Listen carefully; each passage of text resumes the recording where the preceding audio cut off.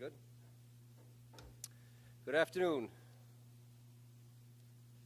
On July 28th, 2024, there was a large party at Maplewood Park where hundreds of people were cooking out, enjoying the summer weather.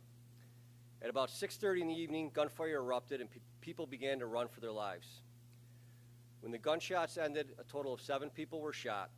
Taisha Manning and Felicia Council were killed.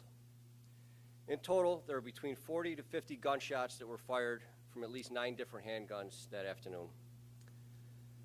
Up to today, investigators have combed through hundreds of hours of video and have spoken to dozens of people that were at the park that afternoon. The community has been helpful in assisting investigators with their attempts to reconstruct the events that occurred on the 28th up to this point in time. Today, we're again asking for the public's help in continuance of our work. 20-year-old Niger Johnson is currently wanted for reckless endangerment in the first degree and criminal possession of a weapon in the second degree for being in the park on July 28th, armed with a handgun and shooting that handgun. To be clear, we are not alleging that any of the gunshots fired by Johnson struck any of the victims. Anybody with information on the whereabouts of Mr. Johnson, and Captain Bello will be releasing the flyer with the picture, are asked to call 428-9910 or call Crime Stoppers. Any information that leads to the arrest of Mr. Johnson, you may be eligible for a cash reward. More importantly, it's the right thing to do, and we need to get Mr. Johnson, put him in cuffs, and put him in jail. So with that, we will take a few questions relating to this.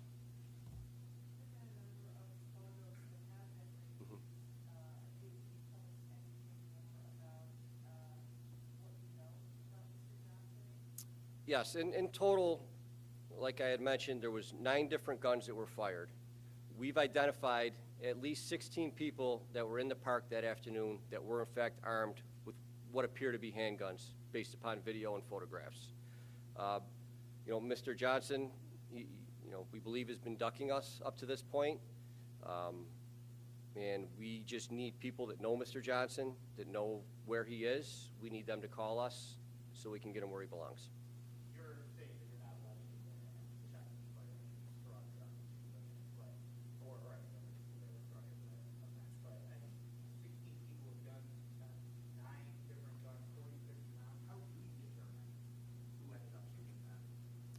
It's very challenging. We have to be able to prove that this gun struck this victim, and we have to be able to prove who had that gun in their possession at that time and was firing it. So when you're talking about this many guns, this many gunshots fired, it's obviously very challenging. But, we're determined to do everything that we can to, number one, hold everybody responsible, but especially the individual or individuals that killed Felicia and Taisha. Have you been able to identify the variety of guns you used? Yes, we had, I believe it was 6 9mm, 2 .45 calibers, and 1 .40 caliber.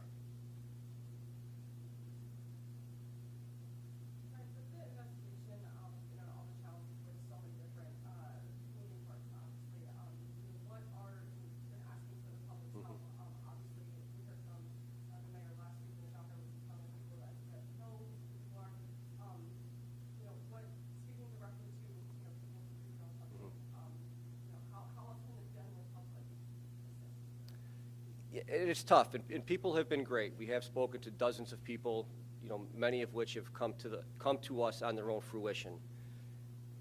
In order to bring charges, it's not easy. It's very complicated. And giving us information to help us put the puzzle pieces together is great. At the end of the day, we do need, or we may need people to get up on the stand and to actually testify as to what they saw. That sometimes proves a little more challenging, but quite frankly, it's been a little bit easier lately. So general information is great, and no information, as insignificant as it may seem to whoever has that information, it may be very significant to us. That aside, we still have very stringent requirements to actually be able to bring charges and to have a successful prosecution and conviction.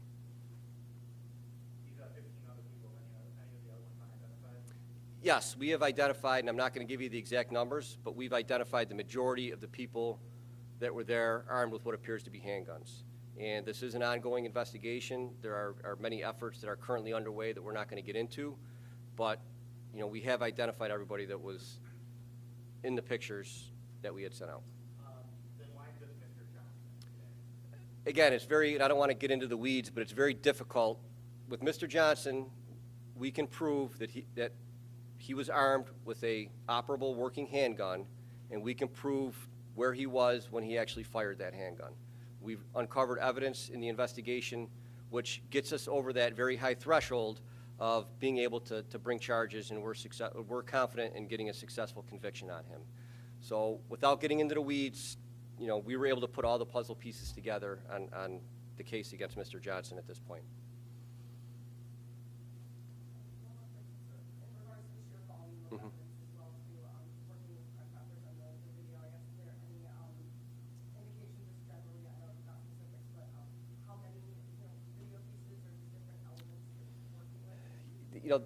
The investigators have poured over hundreds of hours worth of video. There was some city cameras in the park at the time, and we have cell phone cameras and dash cam videos that were out there.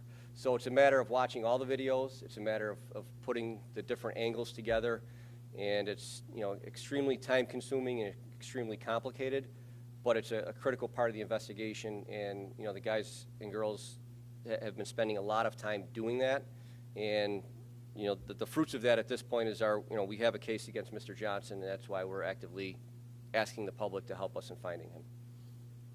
Do you have an exact number of rounds fired? It was between 40 and 50. I believe we recovered, I think, 30 shell casings, and analyzing the shot spotter, we believe somewhere between 40 and 50 total gunshots were fired. I can tell you conclusively that there was at least 9 different guns, 9 different people that were shooting.